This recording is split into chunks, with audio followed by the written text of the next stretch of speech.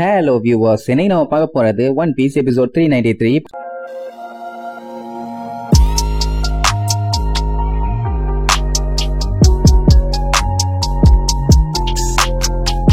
Open பண்ணா அந்த ஷாகிங்கிறவ போன பாட்டுல நம்ம ஆளுகளோட சேர்த்தி பெரிய பைரட்ஸுங்க ஒரு 9 பேர்த்த சொன்னால அவங்க எல்லாருமே இப்ப இங்கதான் இருக்காங்கன்னு சொன்ன உடனே அத்தனை பேத்துக்குமே அப்படியே பீதியாகும். அதுவும் ப்ரூக்கெல்லாம் குளிர் ஜோனம் வந்தவங்க மாதிரியே நடுங்கிட்டு இருப்பான். ஏன்னா அப்ப நேவி ஆளுங்க எப்ப வேணாலும் வந்து அட்டாக் பண்ணி தூக்கிட்டு போறதுக்கு வாய்ப்பு இருக்குல்ல. ஆனா அவ அதெல்லாம் நீங்க ஒண்ணும் கவலைப்பட வேண்டாம், நேவி ஆளுங்க மேல எனக்கு முழு நம்பிக்கை இருக்கு. கண்டிப்பா அவனுங்க வேற ஏதாச்சும் வேலையில பிஸியா தான் இருப்பானுங்க. நீங்க மாட்டாம இருக்கணும்னா செய்ய வேண்டிய விஷயம் ஒன்னே ஒண்ணுதான், எந்த ஒரு பஞ்சாயத்தும் பண்ணாம மூடிக்கிட்டு உங்க வேலையை மட்டும் பாருங்க. யாரு கண்ணிலையும் சிக்காதீங்க. அப்படி சிக்கனா கூட அடிச்சு புரண்டாங்கிறது எஸ்கேப் ஆயிருங்க. அப்பதான் உங்களுக்கு பஞ்சாயத்து இல்லாம இருக்கும். இன் கேஸ் ஏதாச்சும் பஞ்சாயத்து பண்ணீங்கன்னா கண்டிப்பா இறங்கி செஞ்சிருவாங்க. அப்புறம் 50 பேருக்கு தண்டனைக்காதான். பி கேர்ஃபுல்லும் வா. உடனே நம்ம லூஃபியா தேங்க்ஸ், நாங்க போய் அந்த கிளப்பைய கிராஃப்ட் மேன போய் கண்டுபிடிக்கிறோம், அப்பதானே கப்பலுக்கு கோட்டிங் அடிக்க முடியும்னு வேகமா கிளம்பிடுவாங்க. அவ பரவாயில்ல கண்டுபிடிப்பீங்கன்னு நம்புறேன்ட்டு அவ பாட்டுக்கு போயிருவான். எங்க நம்மளுங்க நேரா அந்த சபோடி பார்க்குக்கு தான் வருவாங்க. ஏன்னா அங்க தேடுனா கிடைக்கிறதுக்கு வாய்ப்பு இருக்குன்னு சொன்னால. ஆனா வந்த உடனே அங்க மக்கள் எல்லாம் என்ஜாய் பண்றது ரைட்ஸுங்க எல்லாத்தையுமே பார்த்த உடனே லூஃபிக்கு சந்தோஷம் தாங்க முடியல.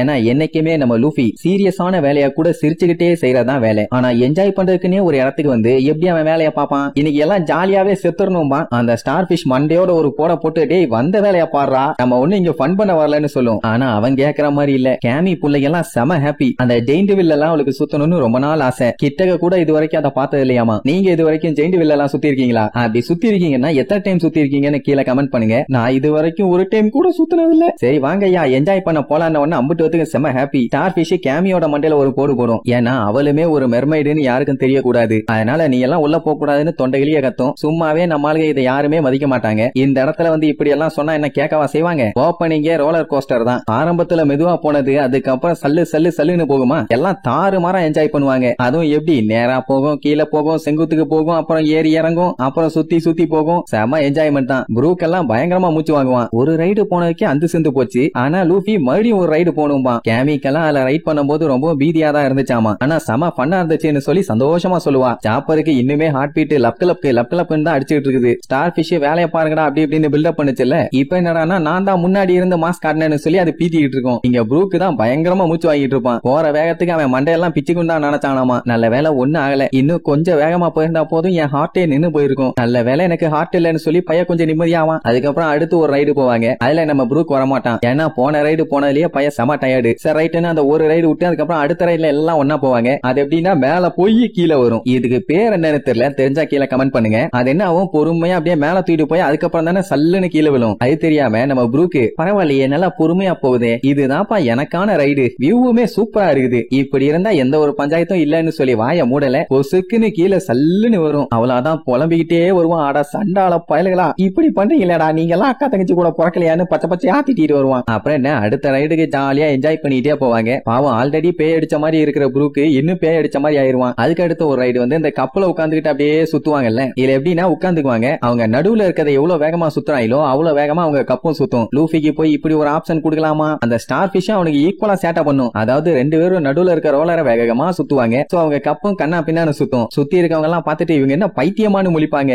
அதுவும் இவனுங்க சுத்தின சுத்துல அதுல இருந்த கப்பே சும்மா பிச்சுக்கிட்டு பரியேந்து போய் வெளியில தெரிச்சிரும். அப்ப எந்த அளவுக்கு கொடூரமா சுத்தி இருக்கானுங்க. அந்த பார்க்க மெயின்டைன் பண்ற ஆளு வந்து கத்துக்கத்துன்னு அத்துவான். ஏன்டா இப்படியாடா சாகர அளவுக்கு சுத்துவீங்க, அறிவு கட்ட மொல்ல மாதிரி பயிலான்னு. சுத்தினால இங்க நம்மளுக்கும் தலை சுத்தி போச்சு. அப்படியே பேன்னு கிடப்பாங்க. வாயில வாட்டர் ஃபால்ஸே ஊத்திட்டு இருக்கும். அப்படி கிருகிருன்னு ஆகிற அளவுக்கு சுத்தி இருக்காங்க. அப்புறம் என்ன அடுத்து ஜெயிண்ட் வில் தான். அதுல அப்படியே ரைடு பண்ணும்போது கேமி கீழே பார்த்துட்டு ஜாலியா என்ஜாய் பண்ணுவான். ஏன்னா மேல இருந்து பார்க்கும்போது வியூ அந்த அளவுக்கு சூப்பரா இருக்குது. அத்தியா அங்க ஐஸ்கிரீம் எல்லாம் வித்துட்டு இருக்காங்க. எல்லாருமே பார்க்க குட்டி குட்டியா வேற இருக்காங்க. கடல் தெரிது சூப்பர் சூப்பர்னு சொல்லி அவளுக்கு ஆனந்த கண்ணீரே வரும். இப்படித்தான் இங்க இருந்து பார்த்தா அழகா இருக்குமான்னு. ஏமா என்னாச்சு சந்தோஷத்துல அழுக வருதான்னு கேட்டா ஆமாம்பா. அட மேட்டர் என்னன்னா இவளுக்கு சின்ன வயசுல இருந்தே இந்த அம்யூஸ்மெண்ட் பார்க்குக்கு வரணும்னு ரொம்ப நாள் ஆசை. அப்படியே பக்கத்துல வரைக்கும் வந்து பாப்பா. நைட் எல்லாம் பயங்கர கலர்ஃபுல்லா சூப்பரா இருக்குமா. ஒரு மெர்மைடு உள்ள வர முடியாது, வந்தா புடிச்சு சூப்பு வச்சிருவானுங்க. ரொம்ப ரொம்ப டேஞ்சரான இடமாச்சு. அதனால தூரத்துல இருந்தே பார்த்து ரசிச்சுட்டு அப்படியே போயிருவான். அண்ட் அது மட்டும் இல்லாம இது வரைக்கும் இந்த அளவுக்கு ஹைட்டுக்கு இவ வந்ததே இல்ல. இந்த சந்தோஷமான நினைவுகளை நான் கண்டிப்பா என் வாழ்க்கையில என்னைக்குமே மறக்க மாட்டேன். அச்சினும் பப்பக்கும் இருந்தனால தான் நான் இங்க வந்துட்டேன். அதுவும் நீங்க எல்லாம் இவ்வளவு ஸ்ட்ராங்கா இல்லன்னா இதெல்லாம் அதெல்லாம் வாய்ப்பே இல்லாத காரியம் அப்படின்னு சொல்லி ரொம்ப சந்தோஷப்படுவா. இவன் இங்க சந்தோஷமா அங்க பாரு இங்க பாருன்னு சொல்லிட்டு இருப்பாளா. அத பக்கத்து பபுல்ல இருந்து பார்த்த ஹட்சினும் ரொம்ப சந்தோஷப்படுவான். ஆக்சுவலா அவனுக்குமே சின்ன வயசுல இருந்து இந்த இடத்துக்கு வரணும்னு ரொம்ப நாள் ஆசை. அது நிறைவேறிடுச்சு. சொல்ல போனா எல்லா பிஷ்மேனுமே இங்க வரணும்னு ஆசைப்படுவாங்களாமா. பட் எல்லாரால எல்லாம் இங்க வர முடியாது. அவன் அப்படி அங்க அவ்வளவு ஃபீல் பண்ணி சொல்லிட்டு இருப்பான். இங்க எவனுமே அதை கவனிக்கல. பாத்தீங்களா நம்ம எவ்வளவு ஹைட்ல இருக்கோம்னு சொல்லி ஜாலியா என்ஜாய் பண்ணிட்டு இருப்பாங்க.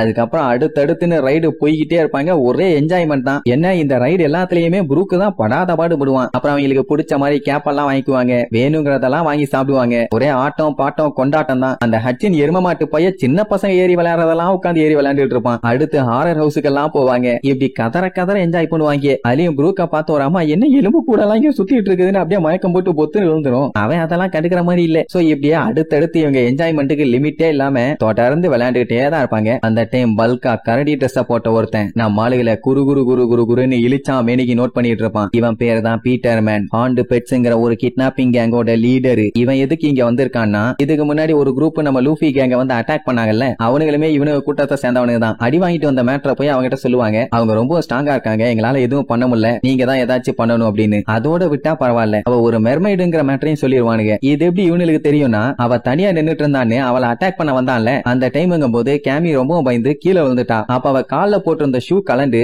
அவளோட பின்னு வெளியே தெரிஞ்சு போச்சு. சோ அவளுக்கு கால் இல்ல அப்படின்னா அவ கடல் கண்ணி. இந்த மேட்டர் இந்த பண்ணிக்கிட்ட சொன்ன உடனே அவனுக்கு சந்தோஷம் தாங்க முடியல. பட் என்னதான் இருந்தாலும் அவ கூட இருக்கவங்க பயங்கர ஸ்ட்ராங்கா இருக்கானுங்க. பட் இருந்தாலும் அவங்களுக்கு இந்த கடல் கனியை எப்படியாச்சும் புடிச்சே ஆகணும். ஏன்னா கடல் கனிகளை புடிச்சு வித்தா பயங்கரமான காசு. அவளை நிலத்துல இருக்கும் போது பிடிக்க முடியலன்னா கடலை வச்செல்லாம் தொட்ட கூட முடியாது. ஏன்னா அந்த அளவுக்கு வேகமா நீந்தி எஸ்கேப் ஆகி போயிருவா. இது அவனுக்கு சொன்னதுக்காகவே ரொம்ப ரொம்ப தேங்க்ஸ்னு சொல்லிட்டு அவளை வித்தா அதுல இருந்து வர காசுல உங்களுக்கு 10% தராம்பான். உடனே அவனு இருந்துட்டு என்ன பாஸ் 10ங்கிறீங்க, ஒரு 20 தாங்காம்பானுங்க. எது 20 எந்திரிப்பான். ஐயோ 10 போதுங்க, ரொம்ப ரொம்ப ஜாஸ்தி நீர்வானுங்க. இந்த மேட்டர் எல்லாம் தெரிஞ்சுக்கிட்டு தான் இப்ப நம்ம ஆளுகளை பிடிக்கிறதுக்காக இப்படி ஒரு கரடி வேஷத்துல வந்திருக்கான். மூஞ்சில அதை மாட்டாட்டியே அவன் கரடி மாதிரி தான் இருக்கான். எதுக்கு இந்த வேண்டாத கெட்டப் எல்லாம்? அப்ப கேமியா ஒரு ஓரமா நம்ம ஆளுக உட்கார வச்சுட்டு நேரா அவளுக்கு சாப்பிட ஏதாச்சும் வாங்கிட்டு வருவோம்னு போயிருப்பாங்க. ஏன்னா அவளால நடக்க முடியாது, தூக்கிட்டு தான் போகணும். அது எதுக்குன்னு சொல்லி உட்கார வச்சுட்டு போயிருக்காங்க. அதுவும் ரொம்ப தூரம் எல்லாம் இல்ல, கண்ணுக்கு முன்னாடி தான் நின்னுட்டு இருக்காங்க. ஆனா இவன் தான் வேற கெட்டப்ல வந்திருக்கானே. கரடி பொம்மைய பார்த்தோன்னே அப்படியே இழிப்பா. அவளாதான் அடுத்த செகண்ட் கிட்னாப் பண்ணிட்டான். அப்படியே கட் பண்ணி 24வது நம்பரை காட்டுறாங்க. அங்க செலஸ்டியல் டிராகன் ஒரு ஆள் வந்திருக்கான். அவனுக்கு தான் பெரிய பாதாம் பிஸ்தான் பருப்பாச்சே. இந்த லூசுங்க வரானுங்கன்னா யாருமே அந்த டைமிங்கும் போது எந்திரிச்சு நிக்க கூடாது. அதனால அம்புட்டு பேருமே அங்க மண்டியை போட்டுருவாங்க. அதுவும் அவன் எப்படி வருவானா, கீழே ஒரு அடிமையை முட்டி போட வச்சு அவன் மேல ஏறி உட்கார்ந்துகிட்டு அப்படியே ஜம்முன்னு வருவான். எவ்வளவு வெயிட்ட தான் அவனால தாங்க முடியும். அப்படியே பொறுமையா நகர்ந்து வருவானா. அவனுக்கு செம ஹாப்பி. இதுல ஐஸ்கிரீம் ஒரு கேடு. அப்ப அந்த பைரட்ஸ் கூட்டம் கொஞ்சம் இருப்பானுங்க. அவனுக்கும் வேற வழி இல்ல, என்ன ஏதாச்சும் பஞ்சாயத்து பண்ண வச்சு செதுக்கிடுவானுங்க. சோ சைலண்டா இருக்கதான் பெஸ்ட்னு சொல்லி அவனுங்களும் அங்கேயே மண்டி போட்டுருவானுங்க. இவங்க அப்படியே பொறுமையா போவாங்க. ஏன்னா இவனை தூக்கிட்டு போற அடிமையால சுத்தமா நடக்க முடியல, பயங்கரமா மூச்சு வாங்குது, கையை முட்டியெல்லாம் சரியான வலி. ஆனா அதெல்லாம் இவன் ஏன் கண்டுக்க போறான்? இவன் இப்ப யார தேடி போறான் தெரியுமா? இதுக்கு முன்னாடி அடிமையா இருந்த ஒருத்தனை கொன்னாங்கல்ல, அதான் ஐயா வீட்டுக்கு போகணும்னு சொல்லிட்டு இருந்தவன, அவங்கள தேடிதான் இவன் போயிட்டு இருக்கான். கூட இருக்கவங்க எல்லாம் எங்க போனாங்கன்னு தெரியல. ஆனா ஒண்ணு கவலைப்படாதீங்க, போய்க்கலாம்னு சொல்லுவானுங்க. எங்கத்த போறது, என்னைய தூக்கிட்டு போறவன் ஆமானங்க இந்த மாதிரி போயிட்டு இருக்கான், கொஞ்சம் வேகமா போடான்னு சொல்லி அவன் தலையா மிதிப்பான். அவனால பாவம் என்னதான் பண்ண முடியும், மீதி எல்லாம் வாங்கிட்டு பல்ல கடிச்சிட்டு இருப்பான். அந்த டைம்ங்கும் போது அந்த வழியா அர்ஜென்ட்டா ஒரு பேஷண்ட தூக்கிட்டு வேகமா ஒரு குரூப் போயிட்டு இருக்கும். அவங்கள ஸ்டாப் பண்ணி எங்கடா போறீங்க என்னன்னு விசாரிப்பான். பார்த்தா ஒருத்தன் ரத்த கிளறியில சாகர கண்டிஷன்ல இருப்பான். இவனை சீக்கிரமா தூக்கிட்டு போலன்னா செத்துருவான். ஆக்சுவலா செலஸ்டியல் டிராகன் வரும்போது எல்லாருமே மண்டி போடணும். ஆனா இந்த மாதிரி நேரத்துல மண்டி போட முடியுமா? எங்களை மன்னிச்சிருங்க, வேற வழி இல்லன்னு சொன்னா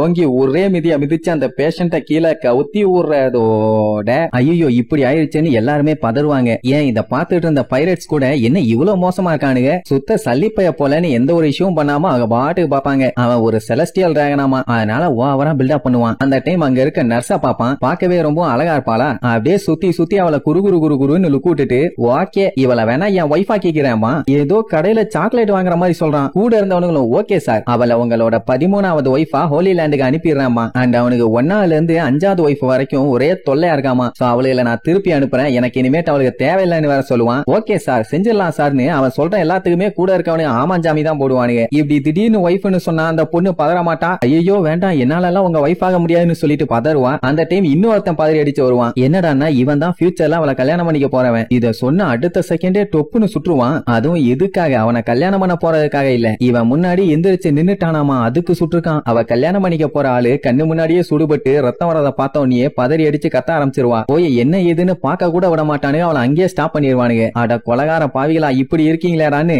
யாராச்சும் ஹெல்ப் பண்ணுங்கன்னு தொண்டையிலேயே ஏத்துவா. ஆனா யாருமே கண்டுக்கிற மாதிரி இல்ல. எல்லாம் கண்டும் காணாம என்ன நடக்குதுன்னு கூட கண்டுக்காம அவங்க அவங்க பாட்டு இருப்பாங்க. அப்ப இந்த அண்டாவாயம் பார்த்துட்டு ரூமர்ஸ கேள்விப்பட்டதை விட நிஜத்துல ரொம்ப கொடூரமா இருக்கானுங்கன்னு இழிச்சுக்கிட்டே சொல்லுவான். அப்ப அந்த சப்பவாயன் என்னமா என்ன அழுகுற, எங்களையவே எதுக்க சொல்றியான்னு சொல்லி கேட்டுட்டு இருக்கும் போது எவனோ ஒருத்தன் நடந்து வர்ற மாதிரி சவுண்ட் கேட்கும். அதுவும் நல்லா ஜம்முன்னு அசால்ட்டான ஒரு வாக்குல சரக்கடிச்சுக்கிட்டே வருவான். அது வேற யாரும் இல்ல, நம்ம ஜோரோ தான். அங்க அந்த பொண்ணு கதறிட்டு இருப்பான், என்ன விடுங்க விடுங்கன்னு. விடாதீங்களே, ஹார்பருக்கு தூக்கிட்டு போங்களேன்னு சொல்லிட்டு இருப்பானா. ஜோரோ இது எதையுமே கண்டுக்காம அவன் பாட்டுக்கு போவான். சுத்தி இருக்கவங்க எல்லாம் பார்த்துட்டு பதறுவாங்க, யாரா இவன் செலஸ்டியல் முன்னாடி நடந்து போறான், அறிவு இருக்கா அவனுக்கு அப்படி இப்படின்னு. நிறைய பேருக்கு நம்ம ஜோரோ பத்தி தெரிஞ்சிருக்கு. இவன் ஈஸ்ட் ப்ளூவோட பைரட் ஹண்டர் ஆச்சே, இவன் இதுக்கு லூசுத்தனமா இப்படி போயிட்டு இருக்கான், இந்த மென்டல் பைலுக்கு எதுவுமே தெரியாதா போச்சு, இவனால பெரிய பஞ்சாயத்து வர போகுதுன்னு பதறுவானுங்க. இத சுத்தி இருக்கிற எல்லா பைரட்டுமே பாத்துட்டு இருப்பாங்க. ஜோரோ அதெல்லாம் கண்டுக்கிற மாதிரி இல்ல. என்ன நடக்குது இங்க, 50 பேர் உட்கார்ந்துட்டு இருக்காங்க. அட்ட டைம்ல கண்டதை சாப்பிட்டு வயிறு வலி இருந்துச்சான்ட்டு சரக்கடிச்சிட்டே வருவான். ஆப்போசிட்ல அந்த சப்பானி பாய பாத்துட்டு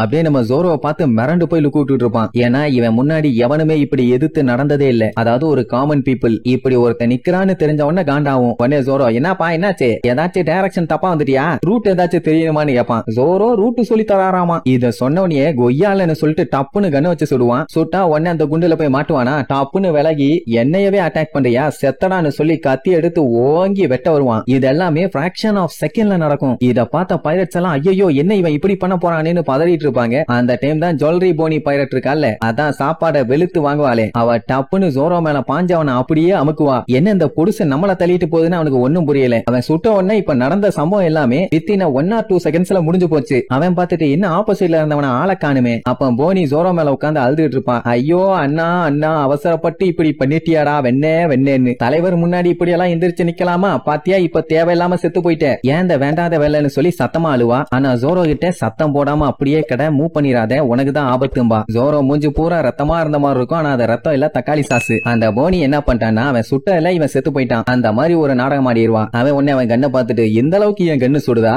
வேற மாதிரி சரி அதான் அவன் செத்துட்டான்னு சொல்லிட்டு வழக்கம் போல அந்த அடிமை மேல ஏறி உட்கார்ந்து ஜம்முன்னு அப்படியே மூவ் பண்ணி பொறுமையா போவான். அது வரைக்கும் யாருமே தலையை நிமிந்து கூட பார்க்க மாட்டாங்க. அப்படியே அவன் போன கொஞ்ச நேரத்திலேயே ஜோரோவை பிடிச்சி எல்லாம் வளைச்சு திட்டுவாங்க. ஏன்டா உனக்கு அறிவு இருக்கா இல்லையா, உன் மனசுல என்ன நினைச்சிட்டு இருக்க, நீ ஏதாச்சும் பஞ்சாயத்து பண்ணினா அட்மிரல்ஸ் எல்லாருமே இந்த ஐலாண்டுக்கு பாஞ்சு வருவானுங்க, வந்தா என்ன ஆகும்னு தெரியுமாடா வெண்ண, நீ பைரட்டா இருந்தீனா இந்த ஐலாண்ட்ல சில எழுதப்படாத ரூல்ஸ் எல்லாத்தையுமே ஃபாலோ பண்ணி தான் ஆகணும், இல்லன்னா பிரச்சனையில மாட்டி சிக்கி சின்ன பின்னமாயிரவாடா சாணி மண்டையாம்பா. பிரச்சனையா, ஆமா நீ யாரு, இங்க இருந்த குழந்தை எங்கன்னு கேட்பான். ஆக்சுவலா அந்த போனி புள்ளதான் சின்ன பொண்ணு மாதிரி மாறி இருக்கா. உடனே கத்துறதுன்னு டேய் நான் என்ன சொல்லிட்டு இருக்கேன், நீ என்ன கேட்டுட்டு இருக்க, நான் சொல்றது உனக்கு புரியலையாடா முட்டா பையல அப்படி இப்படின்னு வண்டையா திட்டுவா. இது எல்லாத்தையுமே இந்த டோமர் மண்டையனுக்கு பார்த்துட்டு நல்ல வேலை அந்த ஜுவல்லரி போனி வந்து இடையில காப்பாத்தினா, இல்லன்னா நிலைமை ரொம்ப மோசமா இருக்கும். இவன் வேற யாரும் இல்ல, பைரட் ஹண்டர் ஜோரோ. ஸ்டார்ஹெட் பைரட்ல ஒரு மெம்பரும் ஆகிய இந்த கப்போன் பெக்கே பையலுக்கு ஆல்ரெடி நம்ம குரூவை பத்தி தெரிஞ்சிருக்கு. அதான் கவர்மெண்ட் ஆளுக கூடயே காட்டுத்தனமா சண்டை போட்டிருக்கானுங்களே, அதுக்காக அந்த செலஸ்டியல் டிராகன் சார்லஸையே எதிர்த்து சண்டை போட போயிருக்கான்னா கண்டிப்பா இது முட்டாள்தனம்பா. இவன் மட்டும் இல்ல, அங்க இருந்த எல்லா பைரட்ஸுமே மாத்தி இதைத்தான் பேசுவானுங்க. நல்ல வேலை இவ வந்து காப்பாத்திட்டா, இல்லன்னா பிரச்சனை பெருசா இருக்கும். சொல்ல போனா இதனால இந்த மொத்த இடமுமே ரத்த கரையா இருக்குங்கிற மாதிரி சொல்லுவானுங்க. சோ எல்லாருமே அப்படி மாத்தி ஜோரோவை பத்தி தான் பேசிட்டு இருப்பாங்க. ஆனா ஜோரோக்கு இந்த பஞ்சாயத்தை பத்தி எல்லாம் கவலையே இல்ல. அந்த பொண்ணோட ஃபியான்சிய சுட்டான்ல, அவனை நான் தூக்கிட்டு ஹாஸ்பிட்டல் போறேன்பா. டேய் அவனே ஸ்டேஞ்சர், அவனை ஏன்டா காப்பாத்துறேன்னு கேட்டா கண்டுக்காம அவன் பாட்டுக்கு போவான். அவளுக்கு ஒரே ஆச்சரியம், ஒரு பைரட்டு மக்களுக்கு ஹெல்ப் பண்றானா, இந்த மாதிரி ஒரு பைரட்டை நான் இது வரைக்கும் உலகத்துல பார்த்ததே இல்லாம்பா. அப்படியே கட் பண்ணி 41வது மரத்தை காட்டுறாங்க. அங்கதானே நம்மளே கப்பல் இருக்கு. பிராங்கி, சஞ்சி, உசோப்பு இவங்க 3 பேரும் ஜாலியா காஃபியை போட்டு குடிச்சுக்கிட்டு அந்த ஐலாண்டு சூப்பரா இருக்கு அப்படி இப்படின்னு சொல்லி மாத்தி டிஸ்கஸ் பண்ணுவாங்க. இப்போதைக்கு இவனு எங்க இருக்கானே, இனி அடுத்து அவங்க போயிட்டு வந்ததுக்கு அப்புறம் இவங்க ஒரு ரவுண்ட் உள்ள போயிட்டு வருவானுங்கல்ல. சோ அப்ப என்னென்னலாம் பண்ணலாம்னு பேசிட்டு இருக்கும் போது திடீர்னு போன் வரும். நமி தான் போன் பண்ணிருக்கான்னு நினைச்சு சந்தோஷத்துல பயங்கரமா ஆடுவான். ஆனா போன் பண்ணது சாப்பரு. பயங்கர பதட்டத்தோட பேசுவான். ஐயோ ஐஸ்கிரீம் வாங்குறதுக்குள்ள இப்படி ஒரு பஞ்சாயத்து ஆயிருச்சு, அவன் எங்க போனா என்னன்னு தெரியலையே அப்படி இப்படின்னு. ஏன்டா என்னாச்சுன்னு கேட்டா, ஐயோ சஞ்சய் நாங்க என்ன பண்ணுவோம்னு சொல்லி தேம்பி அழ ஆரம்பிச்சிருவான். அடச்சி சொல்லிட்டாலும்பா. அதுக்குள்ள இவனு 2 பேரும் என்னப்பா என்ன பஞ்சாயத்துன்னு உள்ள வந்துருவானுங்க. அப்புறம் தான் மேட்டரை சொல்லுவான், கேமிய கிட்னாப் பண்ணிட்டானுங்கன்னு. எது கிட்னாப் பண்ணிட்டானுங்களான்னு கேட்டுட்டு பயங்கரமா ஷாக் ஆயிருவான். இந்த வேலையை பண்ணது இங்க கிட்னாப் பண்ணிட்டு தெரியுவானுங்களே அந்த கேங் தான். அவனுங்க எதுக்கு பண்ணானுங்க ஏன் பண்ணானுங்க எல்லாம் தெரியாது. ஆனா இந்த மாதிரி மெர்மைடு ஃபிஷ்மேன் எல்லாத்தையுமே கடத்தினா உடனே அவங்க எல்லாத்தையும் வித்துருவாங்களாமா. இவன் பேசிட்டு இருக்க அந்த டைம் தான் அங்க கடத்திட்டு அவனுக்கு பாட்டுக்கு போயிட்டு இருப்பானுங்க. அதுவும் கேமியெல்லாம் மூட்டையில கட்டி தூக்கிட்டு போவான். அப்படி மட்டும் கேமிய வித்துட்டான்னா அதுக்கப்புறம் அவ காலம் பூரா அடிமை தான், அவளை காப்பாத்தவே முடியாது. இந்த ஐலாண்டுல மனுஷங்களை விக்கிறதுக்குன்னு ஏகப்பட்ட ஷாப்புங்க இருக்காமா. யார் அவளை கடத்தினா எந்த இடத்துல விற்க போறானுங்க எதுவுமே தெரியல. ஏன் கேமிய கிட்னாப் பண்ணது யாருன்னு கூட தெரியல. இந்த ஆர்கிபெலகம் ஏதாச்சும் சின்ன இடமா இருந்தா பரவாயில்ல, ரொம்ப பெரிய இடமாச்சே. இப்போதைக்கு இவங்களுக்கு இருக்கிற ஒரே ஒரு வழி ஆளாளுக்கு ஒவ்வொரு திசையில ஸ்பிளிட் ஆகி போய் அவளை தேடுறதான். அதனால சட்டு புட்டுன்னு அவளை தேடுற வேலையை ஆரம்பிங்கப்பா. நீங்க எந்த இடத்துல மேல இருக்கீங்கன்னு சொல்லுங்க. அதுக்கப்புறம் பொறுமையா கொஞ்சம் வெயிட் பண்ணுங்க, மிச்சத்தை நான் பாத்துக்கிறேன். இந்த மாதிரி நிலைமைன்னு வரும்போது ஒரு காவாலி பள்ளியில பிடிக்க இன்னொரு காவாலி பள்ளிக்கு தான் தேவை அப்படின்னா நான் ஃபிளையிங் ஃபிஷ் ரைடர்ஸ கூப்பிட போறேன்னு சும்மா கேட்டா மாசா நம்மாலு சொல்றதோட இந்த எபிசோடுக்கு எண்டு கார்டு போட்டு முடிக்கிறாங்க.